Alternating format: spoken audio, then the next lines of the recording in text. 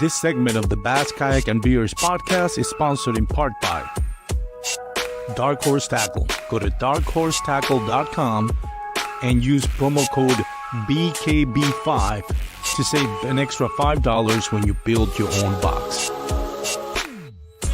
Douglas Outdoors. Serious rods for serious anglers. Norsk Lithium. The lithium kayak battery you need is just a click away. Go to norsklithium.com.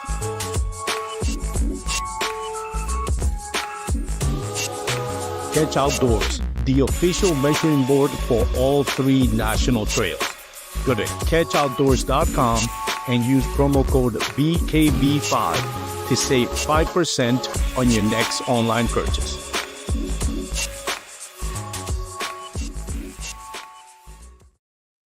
All right, everybody. Welcome once again to the Bass, Kayak, and Beers podcast. This is a real life segment with your boy Armando.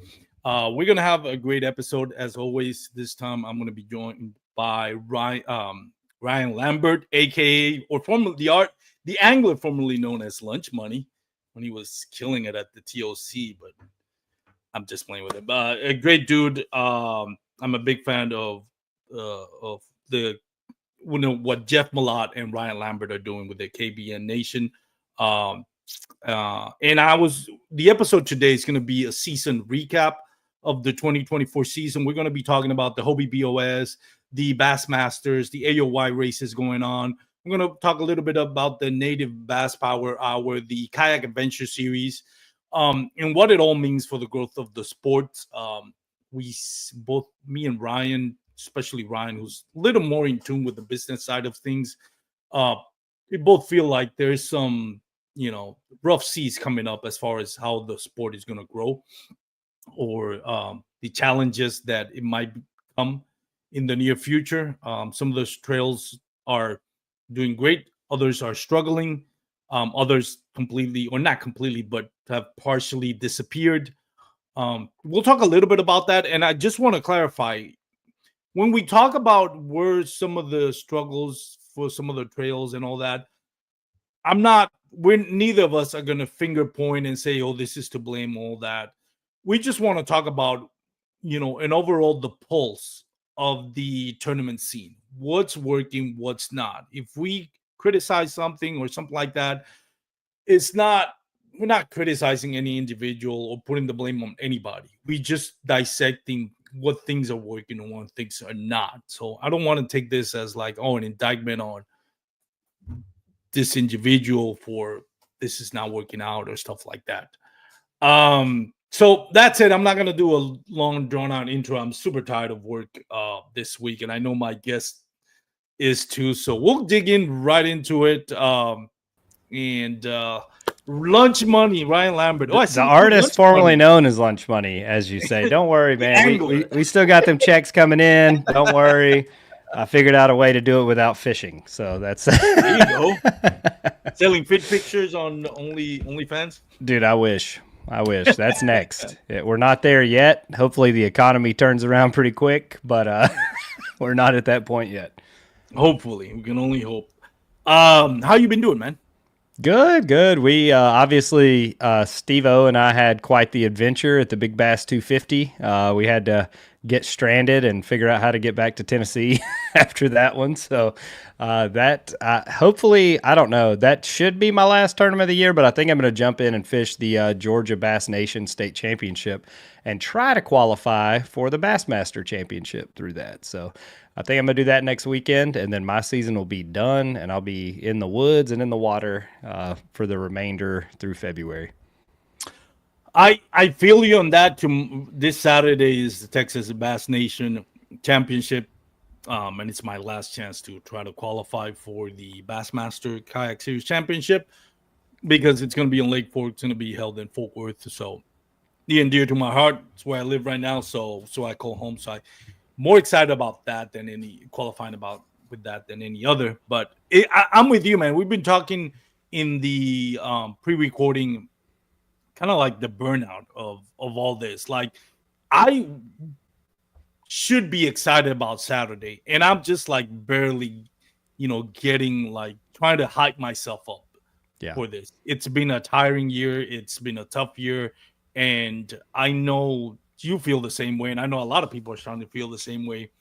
Um, you especially, I mean, you used to do 20, 30 tournaments a year, didn't Yeah, I you? do usually between 25 and 30 every single year. And this year, like, life happens. My daughter, Yeah. she plays travel volleyball. She's in 8th grade this year. She's got all kinds of school ball, volleyball stuff going on. And then my job, it's been a fantastic year, great for sales, but super busy. So, priorities have shifted a lot. And Yeah. I think that happens for everybody. Like we see Cody Milton, he's like a professional pickleballer now. Like, priorities change, life changes. But I think for the people that have been, grinding and growing this thing for the last decade or so, like I think, people are just kind of tired of doing it all the time. And now it's gotten to the point to where these bigger tournaments, entry fees, 250, $300. You're booking an Airbnb, you're gone for 3 or 4 days. Like you're $2,000 into this thing every big tournament. So I think we've priced ourselves out quite a bit as kayak anglers. Like it used to be $100, $200, go throw in on this stuff. And then the local trails, I think, have suffered too.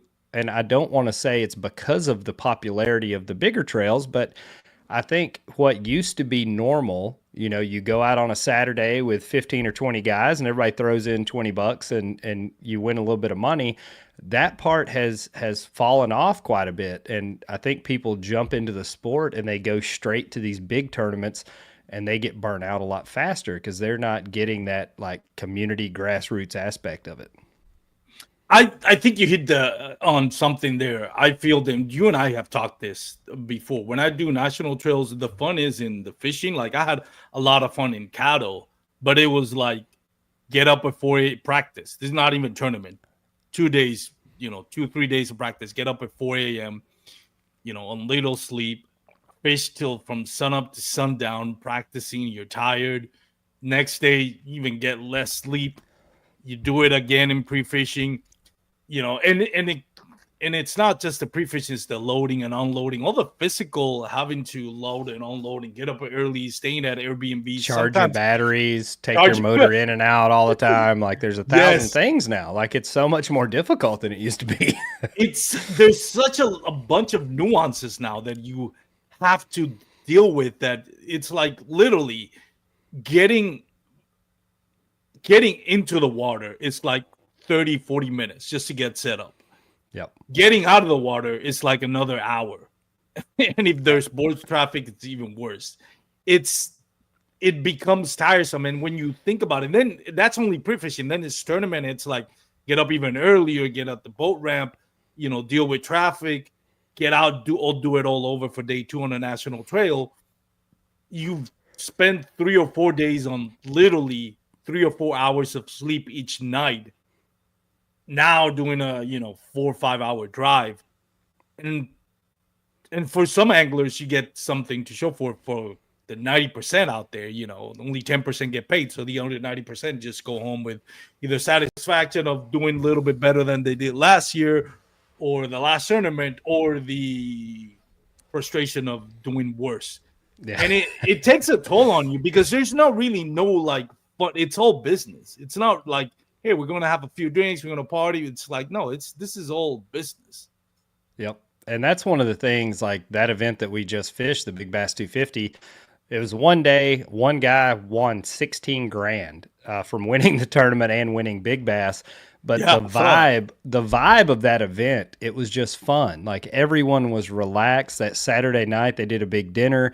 They did awards. Some of us, like 40 people, went out afterwards and hung out and just got to talk and bullshit and tell stories. And like, it wasn't quite as serious and kind of as cutthroat as some of these bigger events have gotten to be now. Like we got to find a way to kind of reconnect the social aspect of it, because that was why a lot of us did it. Like, we traveled around, we'd rent houses and, 12, 14 people stay together and you get to hang out with your friends for a week. It's like, it's like a vacation almost. And now it's a lot more like work than it is vacation. And if like this has happened twice, I think. One time in the Hobie BOS, and I think one time in the Bassmasters. Um, you experienced it once. I experienced this the last time on Possum Kingdom, which day one is canceled, Mm-hmm. and it's almost like, oh, Oh, great! Now we can it was actually awesome. hook up with other friends and like, hey, we can't fish at that lake, but we can fish at this other lake. Everybody was just like having a field day. People calling each other, hey, you want to fish this other lake? It was like literally, it was like, why are we not doing this? Like It we're was so having much fun. fun actually. I went and pulled a guy out of a mud hole, and then we played cornhole and drank beer, and Siddiqui grilled for everybody. I mean, it was awesome. There, it felt like what the old days used to be. Like there was no pressure. Nobody was thinking about the tournament whatsoever. It was windy, but I mean, it was a beautiful day. And we got to just get out there and kind of relax and get back to, I feel like, what got a lot of people into this in the first place. Oh, that's right. You were at the Possum Kingdom as well. Because Hmm. this happened, was it Day one. no, and it happened last year too, right? Last year at Santee Cooper, Santee but Cooper, that's what I Santee was Cooper, thinking. and I don't blame AJ because Santee, when the wind blows on Santee, it's shallow, it's a bowl, like you're gonna get some dangerous water out of it. But the weather didn't do anything. Like we sat on the porch having coffee that morning, like it was gorgeous, and but that's part of being a tournament director, the pressure that's put on them, especially at the level that we're at now. Like you've got 200 plus lives that you're responsible for out there, and you don't Yeah. know if they've been doing it for a decade or if they've been doing it for a day. To come out there, and sometimes it doesn't matter. It doesn't matter how long you've been fishing. If you get out there and the wind gets bad and you're on the wrong side of the lake, it gets dangerous quick. So for them, they have a lot to think about, and Yeah. I think people's lives honestly are worth a lot more than a day of fishing. So I'm more than happy to have them make the safe call on that. Yeah, I mean, like I said, we make what is it, lemonade out of limes, whatever it is, the saying goes. Like it we're actually having fun on Saturday Yeah. when day one is canceled. Not that that's what we want, but when it does happen, it's like it makes us feel like, why haven't we done this? And that I wasn't going to start off with this, but let's now that we're talking about it, it feels like a perfect segue to talk about what the Kayak Adventure series has done. And I was trying to look at the standings. It used to be a lot easier, in my opinion, on Tourney X to look at the standings. I can just go to the club and see all the tournaments, but now it looks like I have to search one by one, and I'm not going to end up doing that. I should have prepared more for this. But basically, I think we all agree that the Kayak Adventure series did a lot better than in as far as attendance goes than we any of us expected, and that's a good thing. Like, not that I wish that it didn't do great. I'm super excited that it's doing so great. And one Do of the you things that remember the river bassin days? Like, I don't know, it's probably 9 years ago, 10 years ago when Drew used to run the river bassin trail. yes, I So don't it remember was it, it but was always, and back then there wasn't a national, like, 2 day national trail like we have options now, but it was more of a fun kind of setup. But you could do teams, you just had to fish basically water that was connected to whatever body of water was the host location or whatever.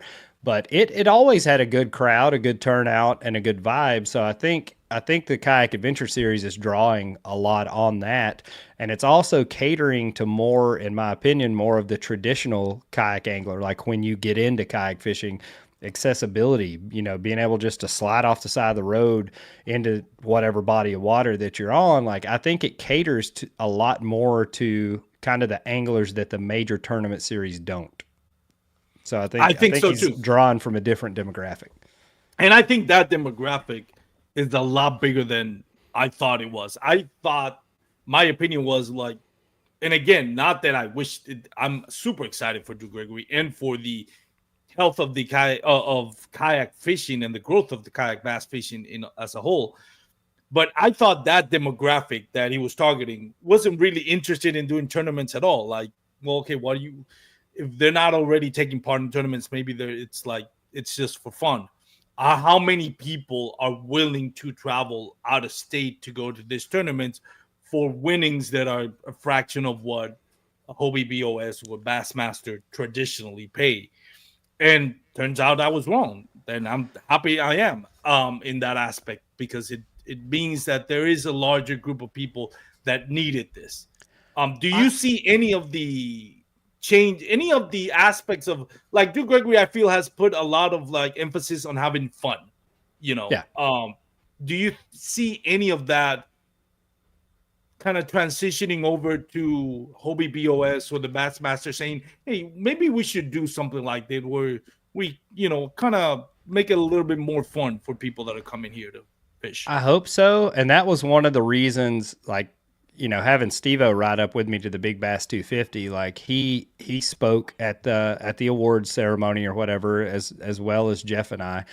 But that, just seeing the kind of the different atmosphere, the way people kind of carried themselves and were more relaxed and having fun and cracking jokes and stuff, like having him see that and kind of, not that Steve-O's forgotten anything, because Steve-O doesn't forget anything, but like having him be, there and be a part of that. And I think that kind of, opened, not that his eyes weren't open in the first place, but just kind of reinforced the fact that this is a big piece that we're missing right now. And I don't know how you get it back. I don't know.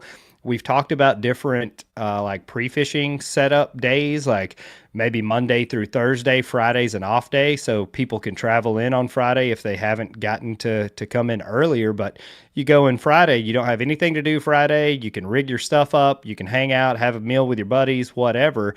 But leave that Friday a dead period. That way people aren't in there sword lipping somebody else's fish or posting YouTube videos and dropping pins on what the numerous antics that we've seen over the years. But leave that Friday as a dead period to try to cultivate some of that social interaction more.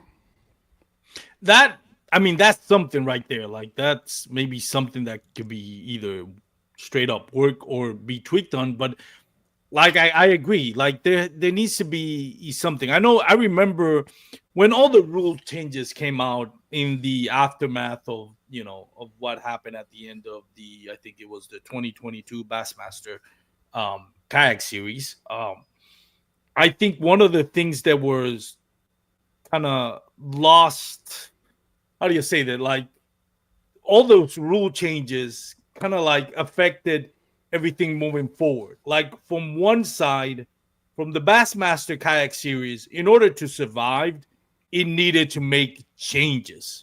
One of the changes that a lot of people talked about, and I know I'm talking to Steve Owens, one of the things that was talked about is, like, instead of just having like from Saturday to Friday to pre-fish, it was going to be Saturday, Sunday, you can pre-fish. Monday, Tuesday, off limits, and then Wednesday, Thursday, and Friday. It was going to be what they called the 2-3 day or something like that. Yeah, I mean, that was one option that was brought up. Another one was you get 2 days to pre-fish, and you can kind of pick and you get to choose which 2 days of that. Some people come in for these events on Sunday before or even the weekend before, and they're there, all week pre-fishing these events, which is fantastic. And it's great that people have that opportunity, I think. But the majority of the field, they may get in on Thursday night, and that they have that Friday to practice or whatever, just to try to balance out a little bit. And I know life isn't fair, blah blah blah, but but time on the water is huge. Like, that's one of the biggest advantages that you can have, is that time on the water. And when you take people that have 6 days, 7 days to break down a body of water, it's natural that they're going to have more knowledge about what the fishery's doing at that time or that time of year. They're going to be more successful. Like, that's basic math. We do see people that come in the night before that have never seen the place, and they go in and just, they stumble on the right fish. It's still fishing. But I think, that's one thing to be looked at is how to, kind of, I don't know if you want to say level set the pre-fishing field or whatever. That's one thing that they could change. I don't know if they will. I don't know if it's necessary. Like, I don't know if continuing to pile on more rules and restrictions is helping us or hurting us. Yeah, I think that it's kind of like a weird time as the sports evolved. One of the things that I think about is has the when we talk about this sport, this is not a spectator sport as of right now. Right. Kayak bass fishing, Bassmaster Elites, it kind of is, which means by me saying that, it means that it generates money out of people watching their favorite anglers go Well, fish. because there's ad revenue and you can actually Exactly. see them fishing. Yeah. Exactly. We're not there yet. No. So this is pretty much payout basis. Yeah, I mean, buy-in. People. The money is moved by people buying into the tournament, and then the money getting distributed. It's not. We're not getting TV rights. We're not getting any of that like the Yep. Bassmaster Elites. So where I'm going with this is when we see like the same names over and over, kind of like either winning or getting in the list of the AOIs.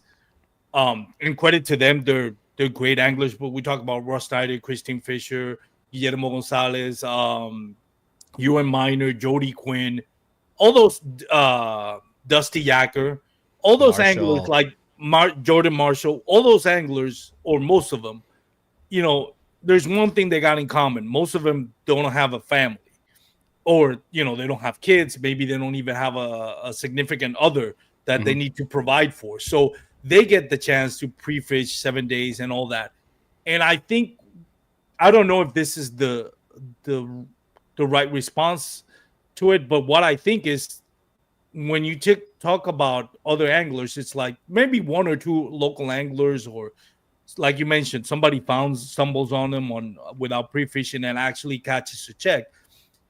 But overall, we see same names popping up on the AOY. Is that And you can good or almost bad look for at the sport?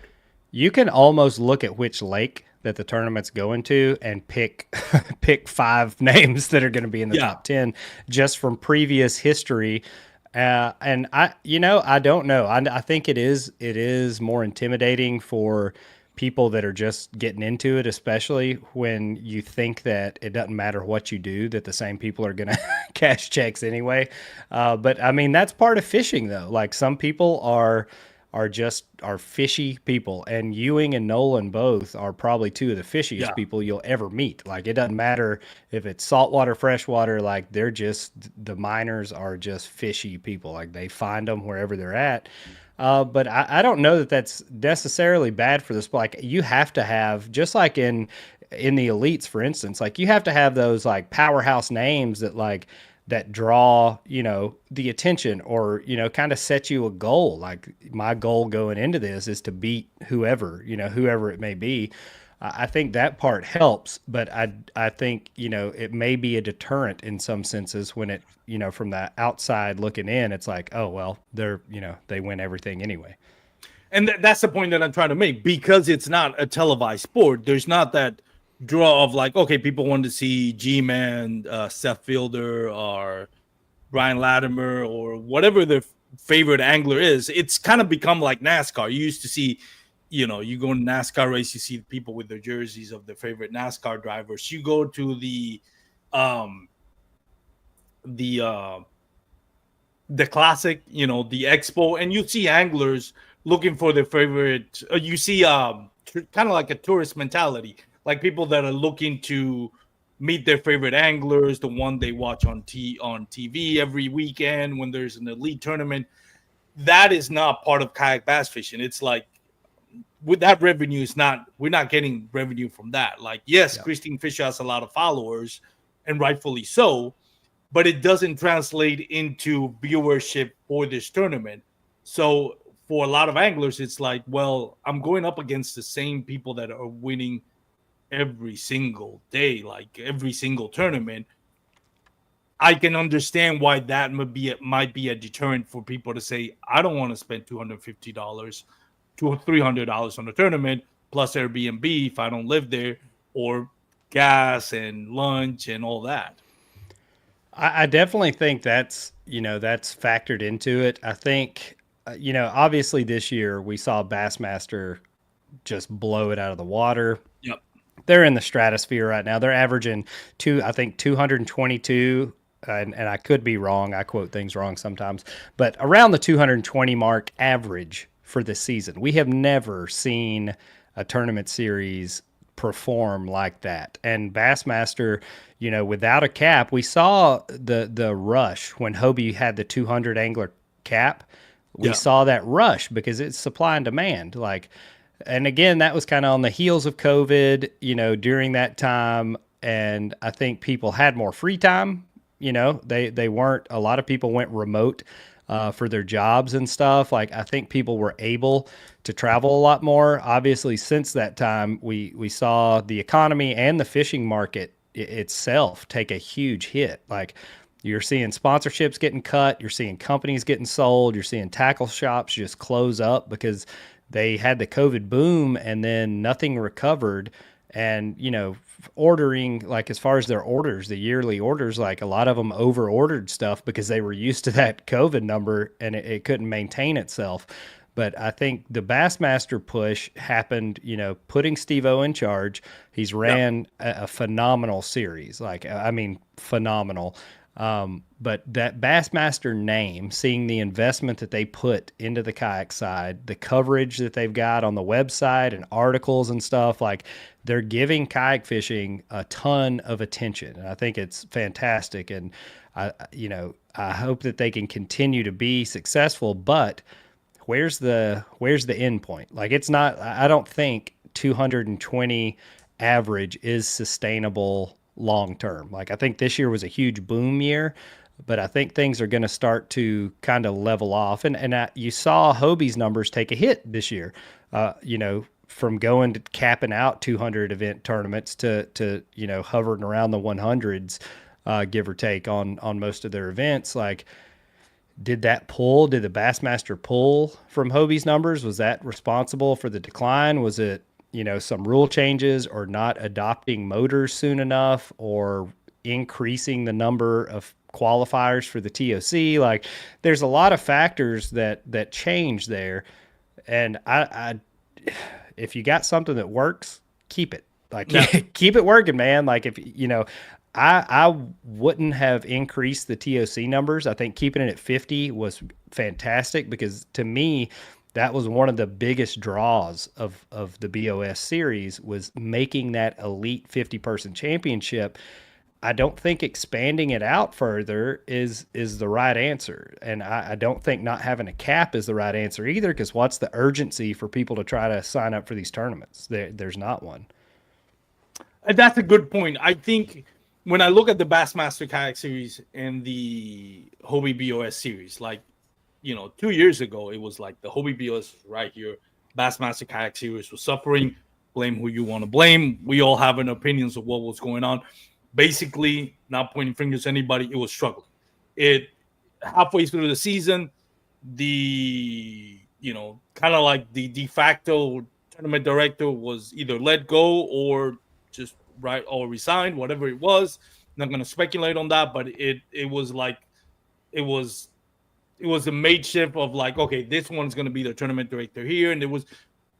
To his credit, Dwayne Wally was doing everything and anything he can do to kind of keep it afloat. And I think it's underrated, the great job that he did to save it from actually disappearing. But he was put in a very hard position, and he did the best he could with it. And I think he actually did pretty good. It was a train wreck when it ended. Not going to point the fingers at anybody. Certainly not a Dwayne who kept it alive, but it needed change. Like, the Bassmaster Kayak Series needed change. The Hobie BOS really did not need any change because it was at its highest level. Correct. It was kind of forced to make changes, which I understand, where everybody was pushing for streamlining the rules. And because of how the season ended in 2022, kind of like Hobie BOS, who had actually dealt with some of it in the past, but did it, they were able, because of AJ, they were able to kind of keep it in-house and not let it get away from it, which is not what happened in the Bassmaster Kayak Series. So now Hobie BOS is kind of like had to make great rule changes because of how the Bassmaster Kayak Series ended. And I credit AJ for making those changes, but those changes affected them more than anybody because they didn't allow mortars in their tournament. And I think that caused a chain reaction of like, okay, 2023, we struggle with the attendance because now we don't have boats. It also, I think, something that kind of went under the radar, moving the AOY qualifications from 3 tournaments minimum to 4 tournaments. I'm from my perspective, I was like, well, I can make 4. I can make 2 if they come close to Texas, and I can maybe sacrifice a drive to somewhere in the southeast or northeast or somewhere up in the Midwest. I can afford to make maybe 1 sacrifice and see if I can therefore qualify for the TOC. But when you put 4 in it, I'm like, all right, if I'm not going to be able to do AOY, then guess what? I'm not going to sacrifice to do the 3rd one or the 4th one, because at best, I'm going to get 2 tournaments that one is probably going to be within a 2-hour drive. The other one, if I'm lucky, it's going to be between a 4-hour drive. The other 2 are going to be more than 10-hour drives. So I think that affected the 2023 season. 2024, they scaled it back to 3. But now the point that I'm making is like, now we have what KBF went through, which is rule changes upon rule changes and inconsistency between one year and the other. Now we have 3 years of completely changing the rules. Not completely, but significant changes in the rules that some of them were forced, and I understand it, but some of them didn't need to be changed. Agreed. I think the difference is in leadership with AJ and Steve, though, is they are very dialed in and in tune with the anglers, and they listen to, like, where in the past, like, trying to get this sport to grow or move in the right direction, however you want to look at it, if you had an idea that wasn't in line, like, you were just shut down, like, literally, like, they just try to wipe you off the face of the earth. Steve-O and AJ, they listen to everything. Sometimes they listen too much. Like, they care too much about all the feedback, but I would rather have it that way, and I think that's why both those trails are still successful and still, pulling great numbers and getting the attention and putting the spotlight on the anglers. I think that's the differentiator is really putting the spotlight on the anglers for this stuff. That's a good point. I think, and especially, and again, not pointing fingers at AJ because he's doing right by the anglers, but I think there was a lot of catering to the anglers, and the problem is the voices were from the elite, like the people that actually do this for a living, which is a handful, and not enough on the working man that is struggling to make 3 tournaments. I don't know how much of that came from the anglers or what sect of anglers or whatever as far as the Hobie rule changes goes. I know that there's a lot more with Hobie now as far as influence on the BOS, with rules and scheduling and control of it more so than it used to be. Like, AJ used to have, I feel like a lot more freedom, and it was kind of on his shoulders, which is also a huge stressor, I feel like, too, because AJ has a real job. He's a sales rep for Hobie. Like, he's not a full-time, tournament director. So I think, that was a whole lot on his plate, and I think he did fantastic with it. And honestly, we wouldn't be, like, without the BOS series doing what it did, we wouldn't have any of this stuff today. Like, if Hobie hadn't have stepped up and gotten behind AJ's idea and gave him that freedom, then all of this stuff would look a lot different. We'd still be, kind of in the same mess we were, I feel like. No, and that's completely true. If it's credit to AJ, if the popularity of the Hobie BOS is not what it was, Dwayne Wally is not gonna go and say, well, the idea of like, hey, let me bring this to the Bassmaster. And Bassmaster wouldn't have been interested if it wasn't for the success of the Hobie BOS. So it is a chain effect. And it's not, again, I don't want to criticize AJ or anybody in the Hobie BOS for the 2024 season, which has been a down year since, it was like, it's the last 2 seasons have kind of really gone down in attendance. Because, again, we have to give credit. If it wasn't for AJ building the Hobie BOS, Bassmaster Kayak Series probably doesn't exist. Yeah, agreed. And I know, like, I don't know, it's probably been 6 years ago. I know Bass and FLW were both looking at a kayak series. So it had been on the radar for a while. And obviously, FLW got swallowed up and bought out. So that kind of disappeared anyway. I think they had the one championship out there somewhere in Arkansas. I can't remember.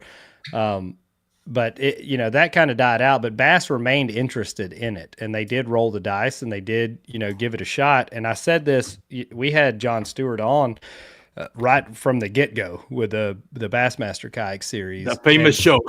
Well, literally, I told him point blank, like probably 5 or 10 minutes into that podcast, I was like, you need to hire Steve Owens to run this. Like, you have to, in my opinion, you have to have a kayak angler running a kayak series. Like, you can't, bass boaters don't have that same mentality. You can't have a bass boat guy trying to run a kayak tournament. And, I was right. So Steve Owens always been the best of humanity. He says AJ is arguably the most influential. By the way, Steve Owen is running the Bassmaster Kayak Series. AJ is arguably the most influential man we've had. He and Dwayne Waller took us from being visible. Without the BOS, I don't think Bass would ever had the confidence enough to jump in. For those that listen to the MP3 format, that's Steve Owens commenting on the live. Goes to show you how great of a person Steve Owen is. There's no ego. There's no like, hey, we're the Bassmaster Kayak Series, we're the best, or this is the Hobie BOS, we're better than them. They both work together for the growth of the sport, and unfortunately, that's not always like that when it comes to tournament organizations. We've seen it in the past, but people that actually work together and kind of willing to, share the glory and share the success, it's what's actually the ones that are still here hosting tournaments, and we're thankful for that. What do you think is in the future for both the Hobie BOS and the Bassmaster Kayak Series? One is on the up and up. The other one, not that it's doing bad, but it's not on the up and up. It's more on the downward trend. We had AJ on KBN last night and kind of talked about some things, and he was talking about maybe some different formats and stuff, like maybe Hobie doing something, kind of a different layout. So basically them and Bassmaster weren't continuing to try to sell the same product, for lack of a better term. So I don't know. I don't have any insight into what the BOS is going to look like next year. That was just some of the conversation we had with AJ. So, I think make some changes, obviously. I think you have to.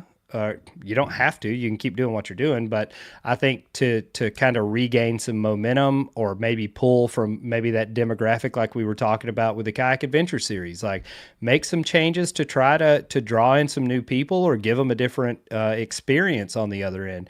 Bassmaster, I wouldn't change anything. Like, I would put a cap on it. I would put a cap on the events, just again to push that kind of supply and demand urgency piece for my good friend Steve Owens, because he texts me every week before every tournament and he's like, we're only at 109 anglers. I'm like, dude, like, calm down. Everybody's going to sign up. And then next thing you know, it's at 2:30, 4 days later. Like, I think we have to kind of get out of that part as kayak anglers. And I think we talked about this before on the show. Hotels, and Steve-O and I had a long discussion with this too. So hotels in certain communities, like these tournaments are hosted by a city and they pay whatever organization it is to come bring that tournament there. The way they measure that is beds in heads, or heads in beds. There we go. So how many people are booking overnight accommodations in that community? And I told Steve, I was like, I think you're going to have to figure out some way. And I know it sucks staying in a hotel, carrying your stuff back and forth for the tournaments, but you're going to have to figure out some way to be able to show that revenue to the community, whether it's offering a discount for anglers that are coming in to fish that series, or whatever it may be. But you're going to have to try to get people to book hotels in these areas, so they have that measurable, on paper return.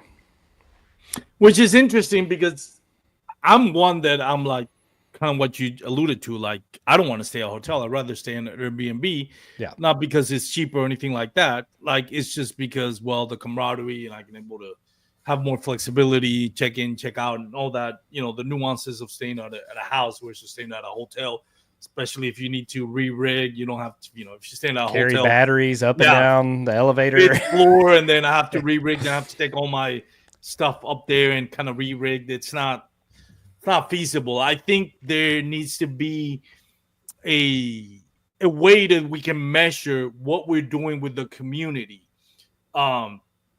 It's interesting when we talk about the cattle event, and I hope I'm not stepping into anybody's boundaries because I know there's a lot of marketing involved. But when we talk about the cattle event, like it's in Shreveport, the city that really benefited from the cattle event was Uncertain, Texas. Oh yeah, like that's where I always go stay. to like what is the name of it? It's not a strip bar, so anybody's just listening. It's a place called Hookers, which is a normal family restaurant. I haven't been to Hookers yet. I always go to the Lighthouse, but I promise I spend enough at super fun. Yeah, I spend enough at the Lighthouse that it will, offset whatever hotel, hotel number they're looking for. And I found this by searching on Google. 3Bs, which is a restaurant and a bait store at the same time. And is literally a guy and his wife, and probably I think it was his sister-in-law, something like that. It's really owned by a family. The food was great. It's a home-cooked meal, and you can buy baits. And it's like that little community gained more probably than Shreveport, because I guarantee you either people stayed close to cattle, which is on Uncertain, Texas, or Karnak, or they stayed in Bistineau, whatever town is in Bistineau, which I don't know the Bistineau town area. But it's that, I think it's what needs to be, in my opinion. And again, I'm not an expert on any of this. But the problem is, though, like a city like Uncertain, they don't have a chamber of commerce that's trying to recruit in these tournaments.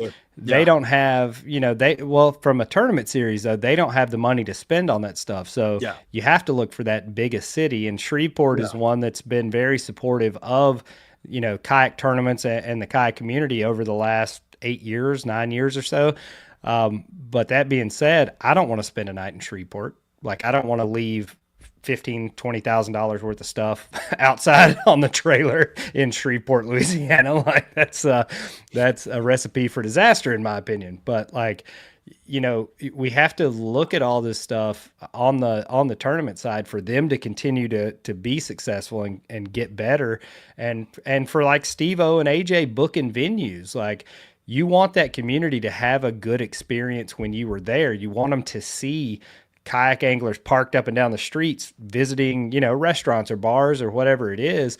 Like, that's the impact for them. Like, they talk about the kayak tournaments. We had the little bar we went and had dinner at up there at Lake of the Ozarks. I mentioned them on the podcast, and they reached out. They were like, will you come do a live stream here, like, for our big bass, like the boat tournament, like up there? Like, they want that kind of interaction, but at the same time, you have to kind of look at where you're at and where you're spending your money based on how it's going to affect future events for these guys.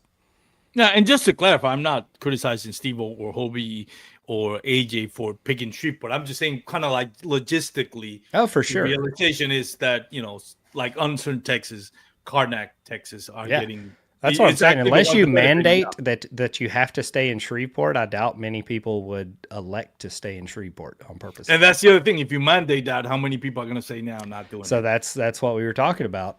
How many people are just going to be like, all right, not worth it.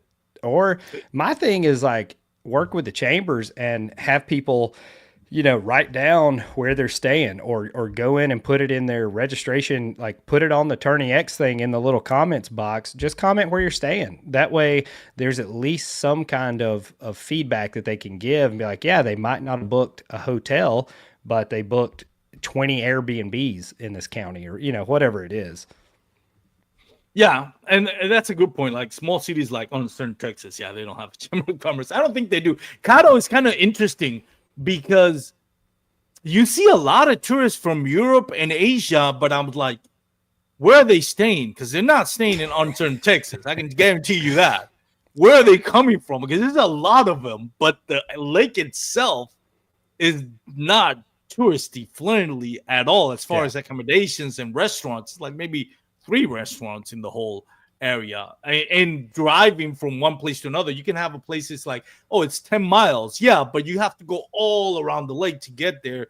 I was looking for a gas station, and it's like, seriously, 30 minutes for a 10-mile drive. It's because I had to go all around the lake to get to that area. And frankly, I don't ever want to see Caddo become touristy. I don't want to. No, that's the beauty of Caddo. Yeah, like that's the fun part about going down there. It is. It's very cool. Same with like Bork and other places like that. When we talk about the Bassmaster Kayak Series, I think something that might help, and they kind of actually are doing some of it, like Bassmaster adopted, and I'm not saying they were inspired by KBF, but the glory days of KBF was when they had the regional, oh my God, I can't speak, regional tournaments. Like it was like the Northwest, or the Northeast, I should say, the Southeast, then the Midwest. And they had a tournament director, and it was like 3 or 4 states. Like I remember Texas was Texas, Arkansas, Louisiana, Oklahoma. That's where the glory days or the golden age of KBF. I think by then you were still fishing the KBF. That's when they would have like 500 people for the KBF National Championship. Bassmaster 700 and something was the last big one. I think it went to 500 something in Shreveport that next year when it was down there. And I think they did like 5 lakes or something down there then. It was like Cross, Caddo, Bistineau. Yeah. I think there was a couple others. That's the famous Cody and Guillermo Gonzalez, which I referenced. That was like 2 or 3 years ago. I didn't fish that one. That's when they had that's when Bistineau really got on the map, I think, was that tournament.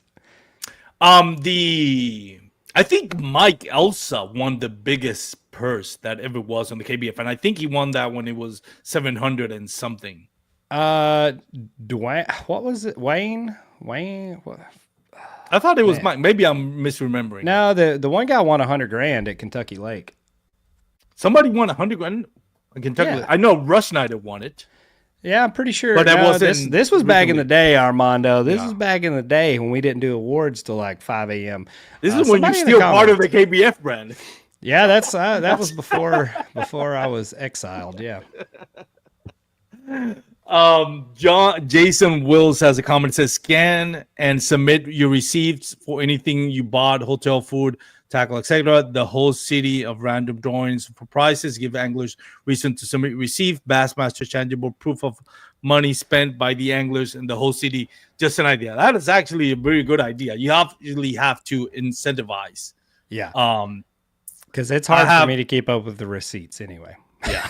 Top Patrick. Well, now you can get them on your app. Like it's there. I know. I have to do it for work, and I freaking hate it. I submit one expense report at the end of the year. My boss hates me because it'll be like $15,000. I'm like, here you go, man. Dwayne Trav. Top Dwayne Patrick. Taft is who I was trying. Dwayne Taft is who I was trying to think of. Yeah. Top Patrick. We have a Top Patrick sighting here. What's up? I haven't heard about Top Patrick since the KBBT. He had the comments fired up last night on KBN. He was keeping us highly entertained last night. So thank you, Todd. Thanks, Scotch, for coming in clutch with Dwayne Taft. I couldn't remember that to save my life. But didn't he win the $100,000? I'm pretty sure. I think Top Patrick coming in clutch too. By the way, nice to see you, Todd. A great dude. Got to meet him at Lake Palestine. I can't remember what the tournament was, but I got to meet him in Lake Palestine. Great dude. Says Dwayne Taft won $100,000 on the chatterbait in Kentucky Lake. Yeah, that was before Forward Facing Sonar. When chatterbaits was the real deal. Yeah, that's back a week ago fishing. That's crazy now. That's the good old days, as we used to call it. The good old days. Oh man, so when going back to what I was originally saying, when we talk about the Bassmaster kind of adopting that regional thing, where is now you have the Texas Bass Nation, Georgia Bass Nation, Tennessee Bass Nation. do you think it will come to a point where that's gonna be like the I think, what is it called, the Toyota Open Series, where you get to win those and qualify for an elite, and the national trail becomes an elite? Do you think that's something that it could happen in the kayak bass fishing? I don't know. I mean, it could happen. Here's the problem, though: is where's the money coming from to do an It has elite to be series? televised at some point. Like you can't. There's not, in my opinion, there's not the money available. Like you can't up entry fees to $5,000, per person per tournament. I think that's not. I think that's not feasible. Yeah, For the KBF majority tried of that, people. didn't work. I don't. I think that's the limitation on that the elite series type format is where's the money coming from? Like you would have to have a massive non-endemic sponsor to be able to run a series like that. I think the Bass Nation stuff in all these different states, I think it's a great middle ground kind of stepping stone for people going from grassroots but not all the way to investing $2,000 into these bigger tournaments, because it's all local stuff. It's generally speaking bodies of water that you fished before, so these guys aren't going in blind. I think it's more of a comfortability step, and it's a really good price point too. $100, $125, go out and fish these things, and you haven't lost a ton, because you're still relatively local to your home. You're not paying a huge entry fee. I think that's the point of the Bass Nation stuff, is more of growth. Yeah, I think that when we talk about the Bassmaster Elites, it's because it's televised, right? Hmm. That's why now, and finally, I think it's long overdue that the anglers don't have to pay. The elite anglers don't have to pay God, to but their participate. payouts are tough when you get down the line there. Like, I mean, these guys do this stuff for a living. Like a lot of the guys have second mortgages. Like people think because they're sponsored or they have a wrap boat or a wrap truck or whatever that they're rich.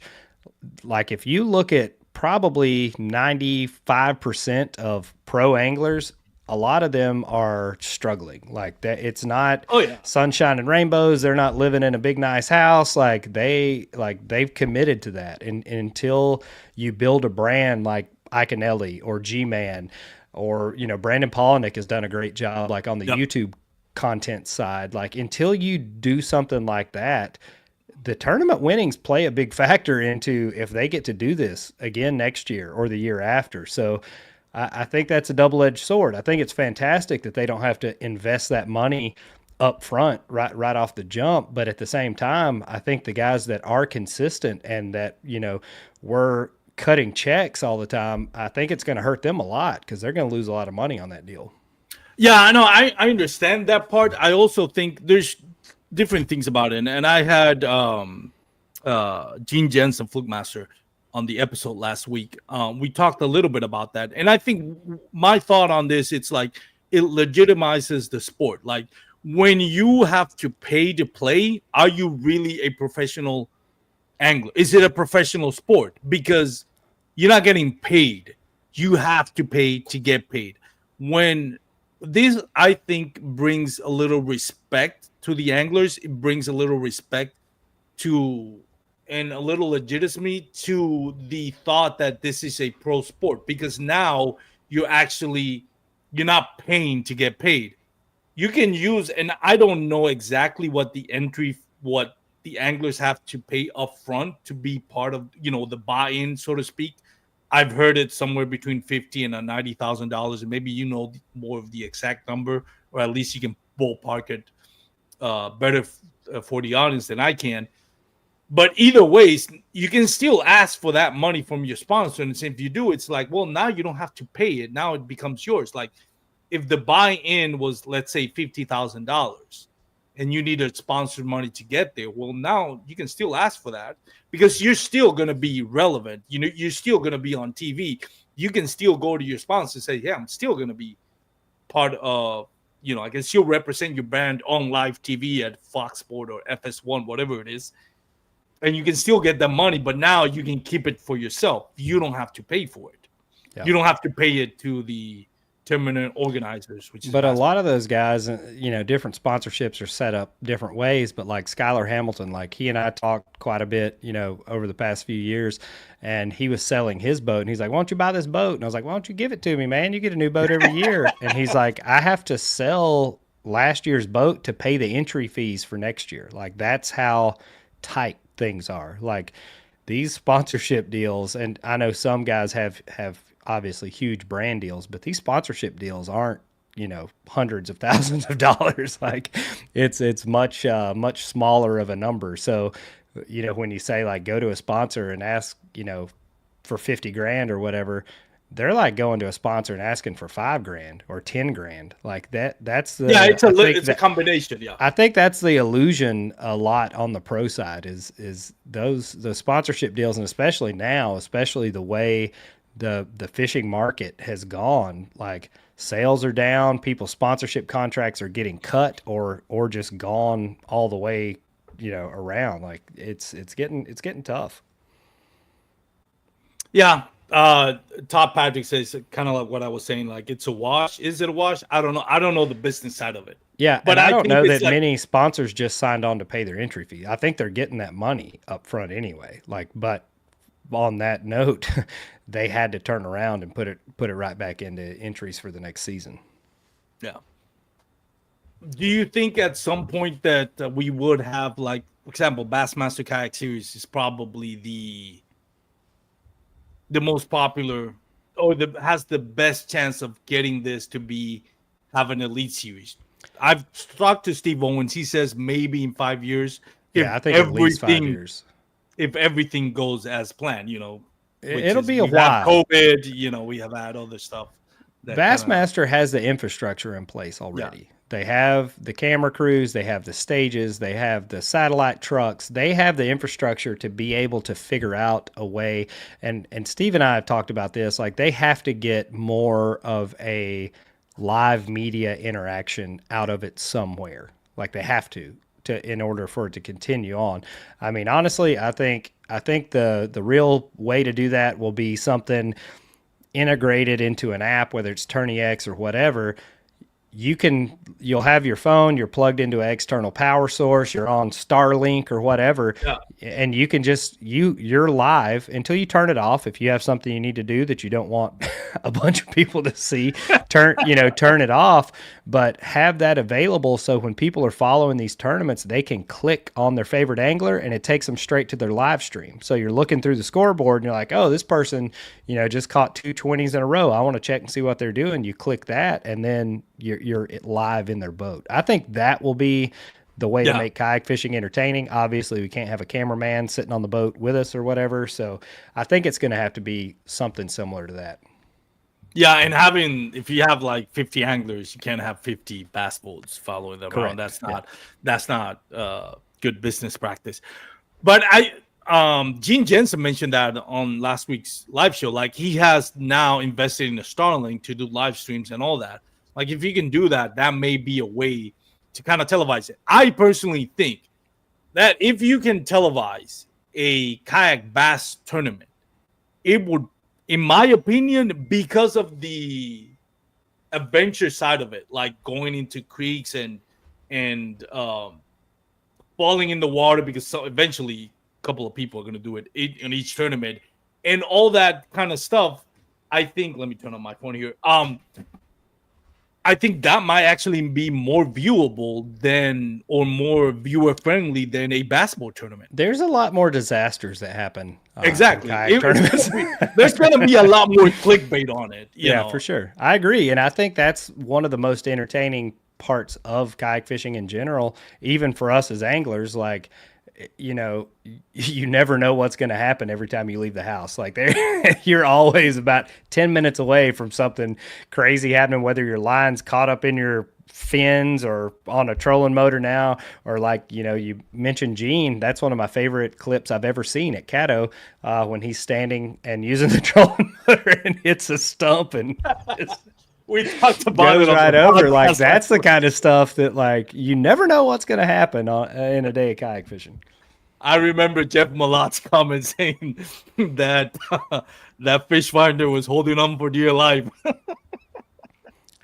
Oh This is man. a good question. I think Bass would have to pull from Bass, in my opinion. I think if there is going to be an elite series, if another tournament series stepped up and did, like kind of a best of type deal, they could pull for multiple events. But I think for Bassmaster to do an elite series, they'll have to keep it, through the Bassmaster, and you could potentially do like state champion winners qualify for it as well as the top of the field on the national events or something. You could maybe mix it around with that, but I think it would have to all be under the same umbrella.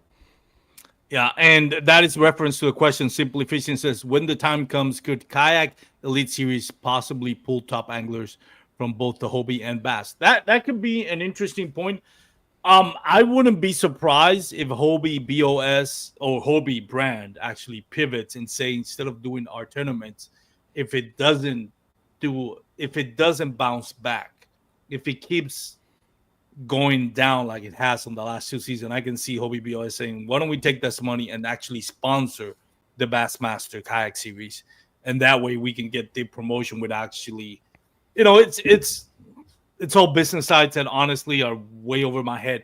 But I can see something like that happening where the Hobie BOS is like, listen, if we're not pulling the numbers, we can still do that. We can sponsor a trail, a national trail, and make it that way.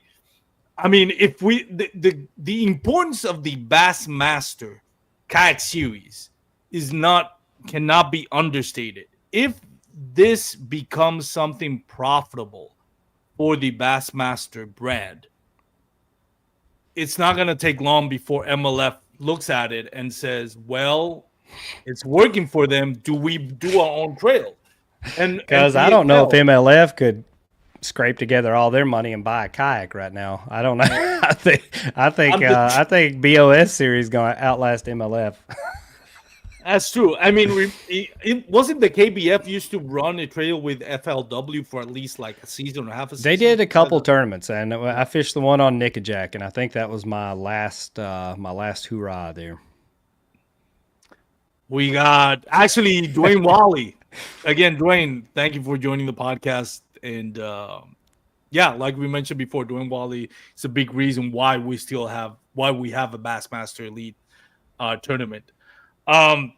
Let's pivot a little bit onto something more of an individual. And this is something that's been on my mind, and it's a hot take, and it's oh boy, kind of wild, but I want to get your thoughts on it. If Russ Snyder continues what he's done, not just in the Bassmaster Kayak Series, where he has won back-to-back AOYs, relative to the sport, meaning the shelf life of a kayak angler is way more than a running back, let's say in the NFL, which is like 5 years. You can be in your 60s and still be a great angler just because. Leave Jody Queen alone. But the point that I'm trying to make, I think Russ Snyder, this is a hot take, so I want to get your thoughts on this and don't make fun of it. When it's all said and done, I think Russ Snyder, I'm predicting this, is going to be the first kayak bass fisherman who's going to be inducted into the Bassmaster Hall of Fame. Whoa, that's aggressive. That's aggressive. At some point, if the sport grows, there's going to have to be those consideration. And I'm not arguing with you at all. I mean, I think Russ has probably been the most dominant, kayak angler that we've seen, through the growth of this sport. The only one that would, in my opinion, is close was Cody Milton. Like Cody Milton, there wasn't a whole lot that he didn't win, period, on the AOY side or the championship side. But Cody's now a pro pickleballer. So I think that really kind of leaves it open. I think, Drew Gregory has won a lot of stuff. So I think that, I think his name would have to be in the mix for that too on the Bassmaster side. I agree. I'm not saying that Russ Snyder is better than Drew Gregory. Yeah, but I mean, you win 2 AOYs and the championship. Yeah. Like that's a pretty stout case there. But again, Hall of Fame, I think, how long are we looking at that until that's even a consideration that kayak anglers would make?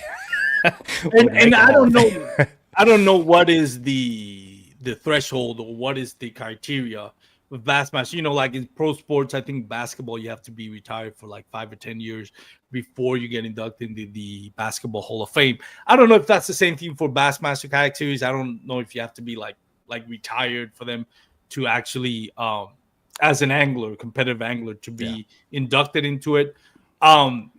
If he continues to fish, and he's only going to get better, and it continues to rack up the wins, I think at some point, if the Bassmaster Kayak Series becomes more and more popular, at least sustainable, the Bassmaster brand would have to look at this as like, wait a minute, if we actually can make a case for Russ Snyder to be inducted in the Hall of Fame, will that push other people to say, hey, you know, my dream was always being to be inducted into or win a Bassmaster? Like that would actually catapult the Bassmaster Kayak Series to get more people involved. And again, a lot of things have to go right. I'm not saying to do that in 5 years. Maybe this is something that's going to be 20 years down the road, and a lot of things have to go right. That the Bassmaster Kayak Series has to keep growing. Russ Snyder has to keep having success at it. But if those things which are attainable happen, I think that is a realistic expectation. Do you think we'll still have kayak fishing in 20 years? I think so. That's will they still be kayaks? That's the point. Like that's what I'm saying. Like where kayaks? Yeah, where are we going? Like where are we going? I don't know. Yeah, that's the other thing. If we loosen the term of what is a kayak, which we have done for the last 5 years, let's be honest. How far are we from like Tiny Boat Nation, or how far? There's not that big of a difference if you look at the small tin rigs and the plastic stuff that we're in right now. Like I don't think there's a massive difference between the two. That's another good point. Dwayne Wally says there's so many anglers that could be mentioned in the Kayak Bass Fishing Hall of Fame. And he's right. Like if let's say Chad Hoover decided to make a kayak, and I don't know if he has done already or not, but if there's one down there that he decides to do like a Kayak Bass Fishing Hall of Fame, yeah. But we're talking about the Bassmaster, which is going to be pretty much dictated about what you do in the Bassmaster Kayak Series. That's why I think Russ Snyder, because as much as I think Drew Gregory is an amazing angler, it wouldn't be based on what he's done in the past. It would have been based on what he's done now and in the future for the Bassmaster brand. And right now, if the Kayak Adventure Series keeps growing, I think you'll see Drew Gregory transition more into like kind of like Mike Iaconelli, where he has transcended, going from being an angler to being something of, I mean, I'm using the term a little loose here, but kind of like a celebrity kind of thing, in my opinion, Drew's been there for a while though. Like Drew, when I met Drew, he and Jameson Redding were filming like a TV show or something, I think. Yeah. It was the first kayak fishing series event, or what was that? Anyway, Terry Manley's deal, KBS, down in Florida. But in my opinion, Drew's already there. Like he's designing boats, he's working directly for these companies doing marketing and design stuff. Like I think he fishes because he wants to, not because it's necessary for his place in the sport. But he has taken like a little step back from actually being as active. Oh, for sure. I mean, he's running a series now too. So yeah. And that's my point. It's just like, it's not the Kayak Bass Fishing Hall of Fame. It's the Bassmaster Hall of Fame. Yeah. And right. I mean, Iaconelli's going to be there, and he has fished Kayak Bass Fishing Tournament, but he's not going to go in as the credentials for being a Kayak Bass Fishing for sure, success. That's the point that I want to make on it. But yeah, no, Drew Gregory has transcended that. And I think when we talk about, not tied to a brand or a company, but when we talk overall about kayak bass fishing as a whole, we talk about the the Mount Rushmore kayak bass fishing. Yeah, definitely with all that Drew Gregory has done, he's definitely in a place there. As much as he's been polarizing Chad Hoover, I can mention Dwayne Wally as well. If it wasn't for Dwayne Wally's commitment to the Tourney X, like that has We'd still be turning memory cards at check-in. exactly, or taking pictures of like poker cards or a fork. Remember taking like, okay, you have to have a spoon on your ruler so we can say, it was. If it wasn't for Dwayne Wally, I can make a case of Dwayne Wally being in the Mount Rushmore. I can make a case for Gene Jensen based on how much he has helped people with his social media get into the sport. I mean, there's a lot of people that have definitely catapulted the sport to grow in a way where 5 years ago wasn't. But any last thoughts before I let you go, buddy? And thanks again for taking the time. Man, that's about a wrap for me. I think you've fried my brain pretty good here tonight. So congratulations. I hope I didn't talk too much. I've been guilty. No, you didn't. You didn't. Two nights in a row. I'm good. If I don't see this microphone for a little while. I'll give you a few minutes to thank anybody you want to thank, and plug in any one of your sponsors or anybody you want. Thank you, Armando, for having me on. You always pinch hit for us over on KBN whenever Jeff or I can't make it, so we keep a full panel on there. We've talked about a lot of people tonight. Obviously, thanks to Dwayne, Steve-O, AJ, the guys that really kind of paved the way on the big tournament side, or we wouldn't even be having a show with anything to talk about tonight. Yep. And we'll see how the boys do at the TOC out there. Things are heating up. You're starting to see some names move around on the leaderboard. My boy Marshall crushed it today. I think he had 103.25 and jumped into the top 10. So we'll see how the TOC shakes out. Last thought on Tom Patrick. Yes, Christian Fisher is another one that I think would definitely earn a spot there. Sure. Last prediction, last hot take. Who wins the TOC? Who wins AOY for Hobie BOS? I picked Jody Queen last night on the TOC. I'm going to pick Jody again. I think Jody's going to come out and crush it tomorrow. We were looking at numbers earlier, kind of in the green room pre-show with the BOS AOY standings. Russ was in front. Russ has had a phenomenal year. Currently, he's in front of Dusty Yacker, and we were kind of playing out the points on how that would go. So Dusty would have to, make a pretty good jump tomorrow to get far enough ahead of Russ for those points to make up for it. But man, I think Russ has got it locked up. I think he pulled a clean sweep on AOYs this year. I'm gonna say Ewan Minor wins the TOC. Russ Snyder, if Ewan Minor wins the TOC, Russ Snyder has to make up about 5 spots, which he's more than capable of doing in order to keep these AOY.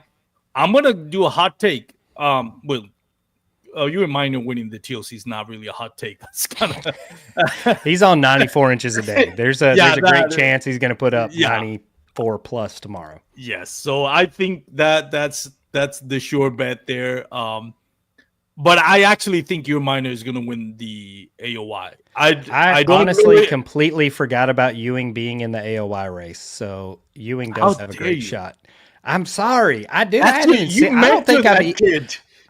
haven't even seen Ewing once this year, I don't think. I don't think we fished together one time this year. Yeah. So sorry, Ewing. I forgot you were there. 3 years ago, real quick, mentioned 3 years ago, I had you on the podcast. I asked you who you think was the best angler at the time, and you mentioned Ewan Minor, and I thought, I laughed at that. I thought there's no way you can put Ewan Minor above Drew Gregory or above Russ Snyder, and you told me, well, I think he is based on what he's done lately. It was his first year, the Hobie BOS. Mm-hmm. Credit to you, you were 100% right. I know. Kid's good. So he's good at adjusting. Damn good. Like he's very good at adjusting to changing conditions, to the fish moving, whether they're shallow, whether he's scoping in 60 feet of water, suspended. Like the kid's good. He doesn't have a weak spot in his game. That's what's the scary part about it. And then he's only 21? Yeah. Yeah. That kid maybe 15 depends on how he's acting at the time. Yeah, well, that kid has a bright future if he continues to do either bass board or kayak bass fishing. All right. Thank you so much, Ryan. I know you had a busy week, or I should say, Mr. Lunch Money. I appreciate it. For those out there listening, thank you for listening. Thank you for watching. Remember, you can follow us, Bass Kayak and Beers, social media on YouTube, Facebook, and Instagram. Leave us a review on Apple Podcasts and Spotify, whichever one you listen to. And please wear your PFDs. Have a great night, everyone. Take care. Peace.